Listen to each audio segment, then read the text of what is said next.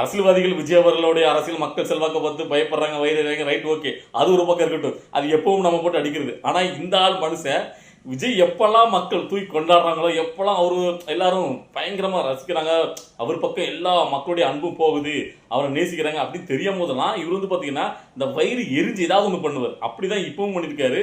என்ன கேட்டீங்கன்னா, இப்போ வந்து பாத்தீங்கன்னா ஏர்போர்ட்டுக்கிட்டே ஏதோ பிரஸ் மீட் கொடுக்காரு. ஆக்சுவலா இவர் வந்து பிரஸ் மீட் கொடுக்கவே மாட்டார். இன்னைக்கு அதிசயமா ஒரு பிரஸ் மீட், அதுலயே வந்து கேட்கறாங்க. அது வந்து பாத்தீங்கன்னா இந்த இளைஞர்கள் பாத்தீங்கன்னா நடிகர் பின்னாடி போறதை பத்தி அதுக்கு வந்து பாத்தீங்கன்னா ரொம்ப ஓகே சீலனாக பரிந்துரைக்காரு. அதாவது படிப்புல தான் கவனம் செலுத்தணும், நடிகர் பின்னாடி போகக்கூடாது, போய் உங்களுக்கு எதுவும் ஆயிடக்கூடாது, ஸோ கவனமா இருங்க, போதே பக்கம் போகாதீங்க, அப்படி இப்படின்னு ரொம்ப வந்து பார்த்தீங்கன்னா தத்துவமாக ஒழுக்கமாக பேசியிருக்காரு அந்த பிரஸ் மீட்ல. தான் இவ்வளோ நாளா சினிமா துறையில இருந்து இவ்வளோக்குள்ள பார்த்தீங்கன்னா எல்லாம் பண்ணிக்கிட்டு நடிச்சிட்டு தானே இருந்தீங்க.